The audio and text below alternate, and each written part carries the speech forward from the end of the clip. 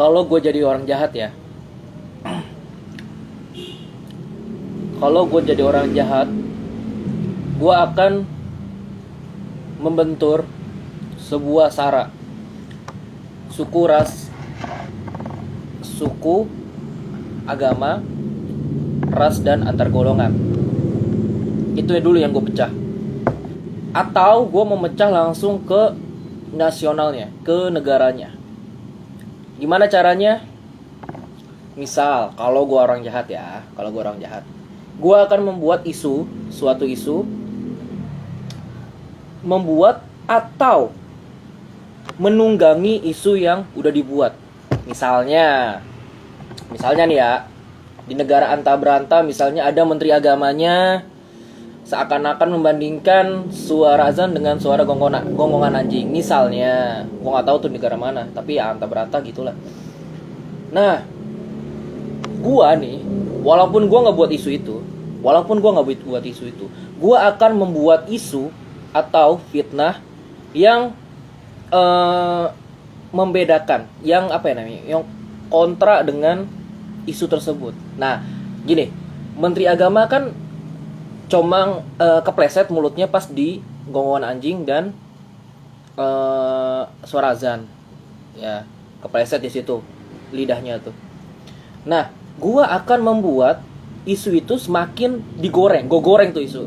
Misalnya dengan membuat, wah ternyata menteri agama menghapuskan atau menindakbolehkan suara azan kecuali subuh sama maghrib, kayak di TV-TV itu. Jadi suara azan hanya boleh pakai speaker di subuh sama maghrib gitu. Gua buat isu itu gitu. Nah, ini dapat nih, orang-orang yang nggak suka sama pemerintah kan terpicu dong sama fitnah gua kan. Wah, ini misalnya orang-orang yang kena fitnah gue ya. Sedangkan ini adalah orang yang gue tunggangi isunya, pemerintah. Di sini nih ribut nih, ya, dapet nih ribut nih. Jadi mau yang ini apa yang ini menang, gue tetap menang, ya. Mau yang ini menang, gue tetap menang. Yang ini menang, gue tetap menang. Jadi siapapun menang, gue yang menang, oke? Pas ini ribut. Nah, di pas ribut ini, gue bisa ngambil celah. Ada dua celah yang bisa gue ambil. Yang pertama, gue akan memperlancar aksi. Ini kan jadi pengalihan isu nih, ya kan? Jadi gue pengalihan isu, gue ngambil aksi yang bagaimana aksi tersebut atau rencana gue tersebut itu bisa menguntungkan gue atau golongan gue. Itu pertama. Yang kedua, gue bisa membuat ini untuk menciptakan polarisasi dan